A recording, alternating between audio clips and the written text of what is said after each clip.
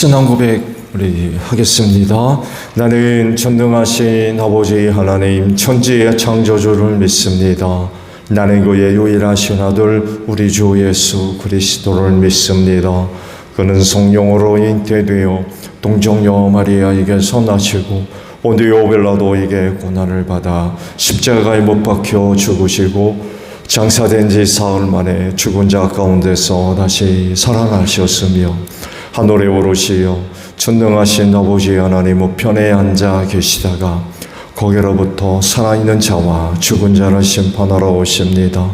나는 성령을 믿으며 거룩한 공교회와 성도의 교제와 죄를 용서받는 것과 몸의 부활과 영생을 믿습니다. 아멘. 찬송가 312장 부르시죠.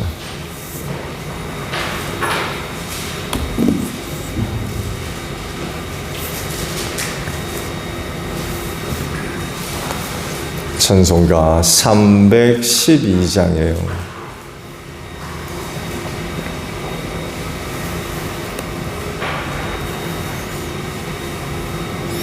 너 하나님께 이끌리어 일평생 주만 바라면 너 어려울 때 힘 주시고 언제나 지켜주시리. 주 크신 사랑 믿는 자 그 반석 위에 서리라.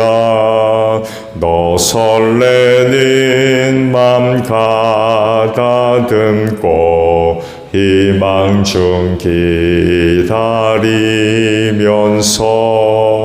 그 은혜로우신 주의 뜻과 사랑에 만족하여라.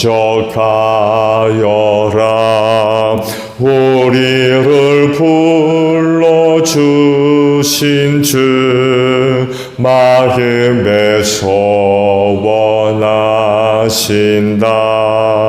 주 찬양하고 기도하며 내 본분 힘써 달아. 주 약속하신 모든 은혜 내게서 이루어지리라. 참되고 의지하는 자 주께서 기억하시리. 아멘. 말씀을 봅니다. 시편 90편에 있는 말씀을 저와 교독을 합니다. 시편 90편이에요.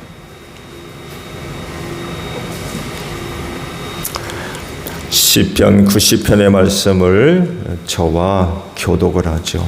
주님은 대대로 우리의 거처이셨습니다.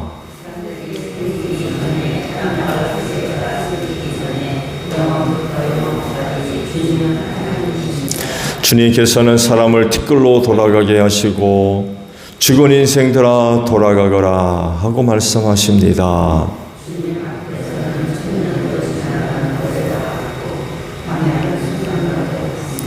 주님께서 생명을 거두어 가시면 인생은 한순간의 꿈일 뿐 아침에 돋아난 한 폭이 풀과 같이 사라져 갑니다.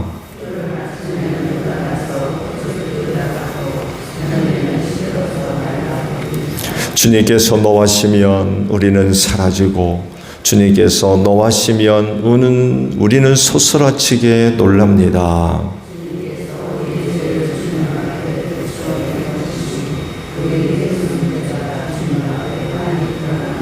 주님께서 노하시면 우리의 인생은 사그라지고 우리의 한평생은 한숨처럼 쓰러지고 맙니다.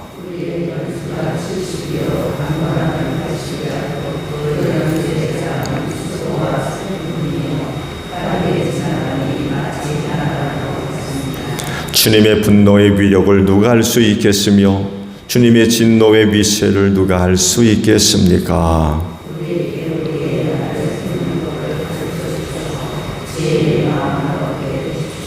주님 돌아와 주십시오. 언제까지입니까? 주님의 종들을 불쌍히 여겨 주십시오.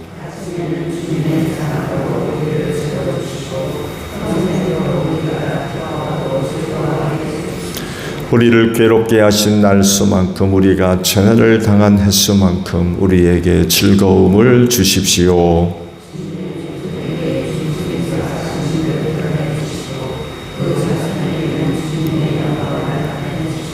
함께합니다. 주 우리 하나님 우리에게 은총을 베푸셔서 우리의 손으로 하는 일이 견실하게 하여 주십시오. 우리의 손으로 하는 일이 견실하게 하여 주십시오. 아멘. 오늘 아침에는요 1절의 말씀을 함께 나누려고 합니다. 주님은 대대로 우리의 거처이셨습니다 라는 말씀입니다. 하나님을 거처로 삼으시기를 바랍니다. 시편 90편의 말씀에 부제가 기록이 되어져 있죠. 하나님의 사람 모세의 기도라고 하는 부제가 붙어 있습니다. 당연히 모세의 기도이고요. 시편에 단 한 번 기록되어 있는 모세의 시편입니다. 자, 90편이 모세의 기도라고 한다면 배경이 뭘까요? 배경. 어떤 일을 혹은 어떤 사건을 배경으로 삼고 이런 기도를 하나님께 드렸을까요? 또 이런 기도를 드렸던 장소는 어딜까요? 이집트였을까요? 혹은 광야 속이었을까요? 그 알려진 바에 의하면 이 시편 90편의 말씀의 배경이 되는 일은 가데스 바네아에서 있었던 일을 이제 기도의 배경이 됐다라고 설명을 해요. 민수기 13장에 이 사건이 기록이 되어져 있죠. 가나안 땅을 정탐한 일이 이 기도의 배경. 정탐꾼 12를 보내죠.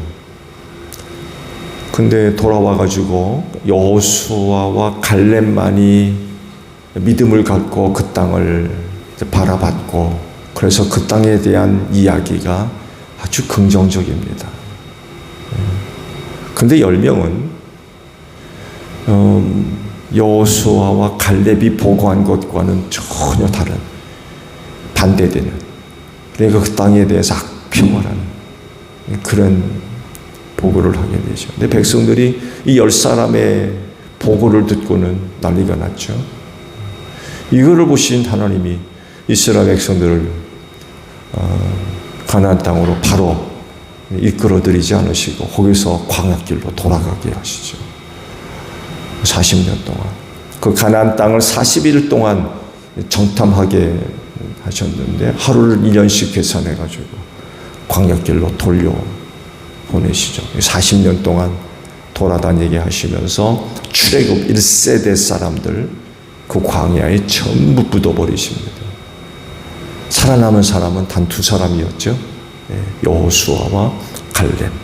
그리고 출애굽 2세대 여호수아와 갈렙을 포함한 그 2세대가 가나안 땅에 들어가는 축복을 얻게 됐죠. 이와 같은 사건을 배경을 삼아서 모세가 기도를 드렸던 그런 그 내용들입니다. 하나님 앞에서 인간은 어떤 존재일까요? 오늘 시편의 말씀이 아주 중요한 몇 가지를 우리에게 이제 말씀을 하십니다. 모세의 기도의 내용들을 보게 되면 먼저 티끌이라고 말씀을 하시죠. 왜냐하면 하나님께서 우리를 향해서 돌아가라 라고 말씀하시면 티끌로 돌아갈 수밖에 없다. 결국 우리 인간은 티끌 같은 존재라는 거예요. 인간이 티끌 같으면 결국 아무것도 아니란 얘기예요. 대단한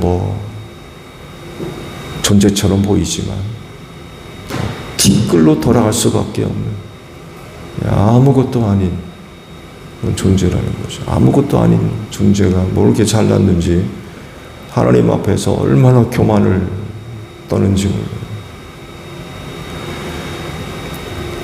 돌아가라 그러면 아무도 거역할 수가 없어요.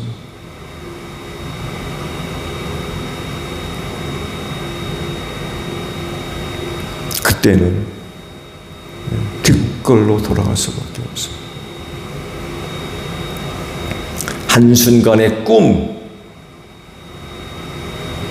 그런 존재라고 하시죠. 어젯밤 무슨 꿈 꾸셨어요? 인간은 꿈을 꾸면서 무한한 상상력을 동원해서 자기가 하고 싶은 것 다 합니다. 그렇지만 깨어나서 현실로 돌아오면 남아있는 것 하나 없어요. 꿈이니까. 인간이 이런 꿈 같은 존재라니.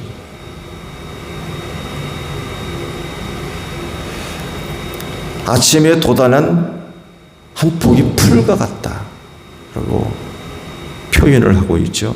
아침 이슬을 머금고 파릇파릇하게 돋아나서 꽃을 피우지만 해가 떠오르면 그 열기에 다 말라 비틀어질 수밖에 없는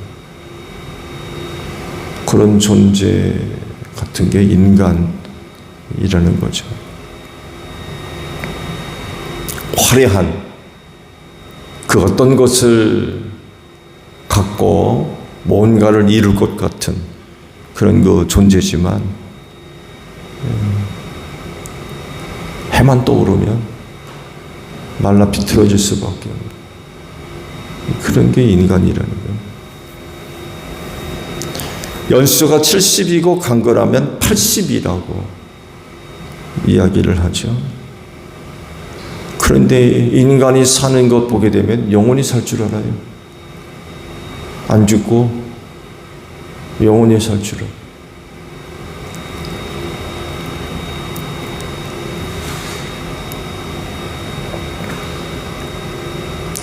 서서히 죽음이 다가오고 있는 걸 못 느끼는 거죠. 그러다가 죽는 것이 인간이고 세월 지나면 누구도 기억하지를 않아요.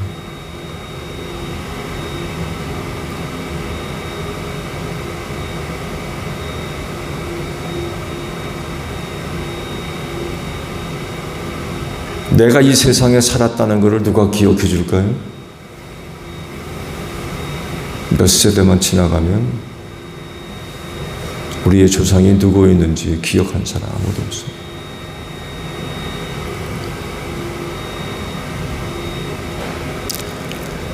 그리고 그 7, 80의 인생이 수고와 슬픈 뿐이다 라고 말씀을 하죠.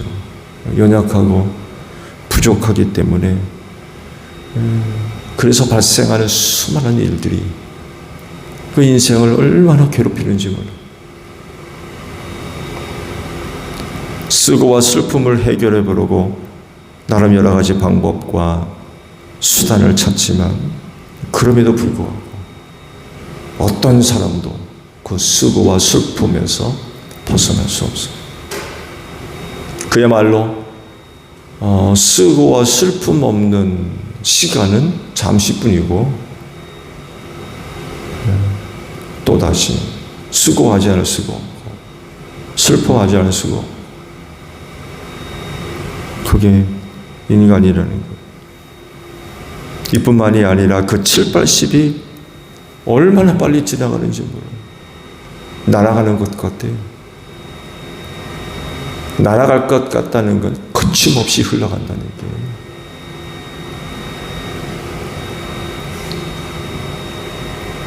순식간이에요. 아침에 일어나서 뭔가를 하려고 하는데 이미 해가 서산에 뒤어 저물어가는 것이 인간이에요.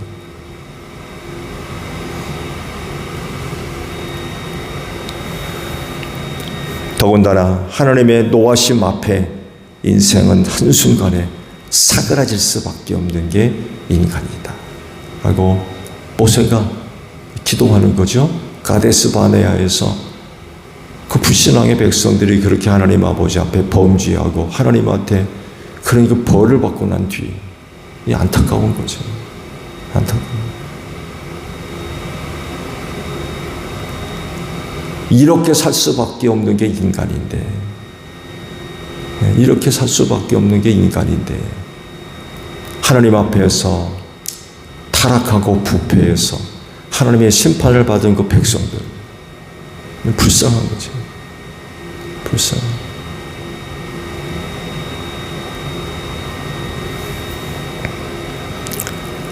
그래서 전도서 기자는 이렇게 고백을 하잖아요. 헛되고 그리고 또 헛되다. 이게 인간이라는 허무한 거죠. 그러면 그렇게 완전히 끝나버리고 말 거냐 라고 할 때 이렇게 살 수밖에 없는 인간들에게 모세가 그 한 가지 희망을 줍니다. 그게 1절의 말씀. 하나님은 우리의 뭐가 되신다고요? 거처가 되신다. 이렇게 살 수밖에 없는 게 우리 인간인데 이런 우리를 위해 하나님께서 거처가 되어주신다 라고 말씀을 하고 있습니다. 그래서 하나님을 거처로 삼은 자들은 복된 줄로 믿습니다. 이렇게 살다가 허무하게 사라져갈 수밖에 없는 인간이지만 거처 되시는 하나님께 의지하면, 그런 하나님을 찾으면 안전할 뿐만이 아니라 그 영혼이 보호받을 수 있는 줄로 믿습니다. 어디를 거처로 삼고 계십니까? 어디를? 나의 거처는 어디입니까? 나의 안전한 거처. 통장입니까? 넓고 큰 집입니까? 아니면 누구보다 더 넓은 땅? 그렇습니까? 이렇게 살 수밖에 없는 우리 인간들에게 세상은 그 어디에도 안전한 거처를 제공할 수 있는 곳은 한 곳도 없습니다. 우리가 어디로 가면 이런 것들로부터 우리가 안전히 보호받을 수 있겠어요? 어디로 가면? 어디를 거처로 삼으면 이런 인간들이 보호받을 수가 있겠느냐고요.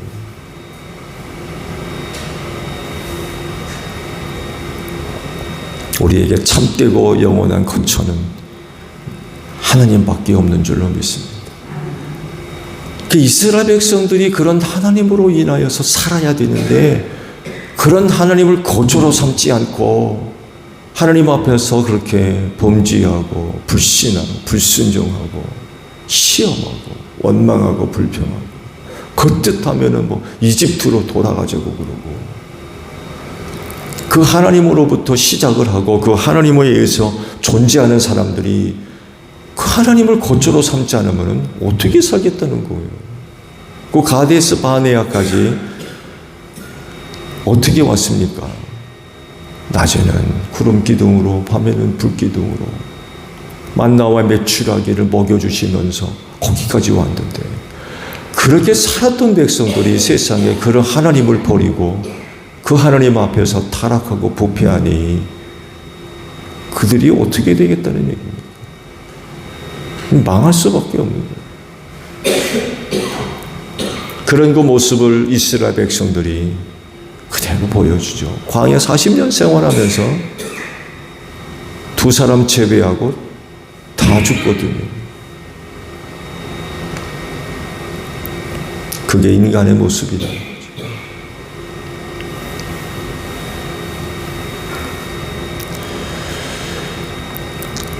하나님을 거처로 삼고 그분에게로 피하는 사람은 살 줄로 믿습니다. 영원한 생명을 누리게 되는 줄로 믿습니다. 그래서 하나님을 거처로 삼는 사람은 세상에서 가장 복된 사람인 줄로 믿습니다. 오늘도 사시면서 헛된 것 의지하지 마시고 하나님을 거처로 삼고 사시는 여러분들이 되시기를 바랍니다. 주기도문 합니다. 하늘에 계신 우리 아버지, 아버지의 이름을 거룩하게 하시며 아버지의 나라가 오게 하시며 아버지의 뜻이 하늘에서와 같이 땅에서도 이루어지게 하소서. 오늘 우리에게 일용할 양식을 주시고 우리가 우리에게 잘못한 사람을 용서하여 준 것 같이 우리 죄를 용서하여 주시고 우리를 시험에 빠지지 않게 하시고 악에서 구하소서. 나라와 권능과 영광이 영원히 아버지의 것입니다. 아멘. 기도하겠습니다.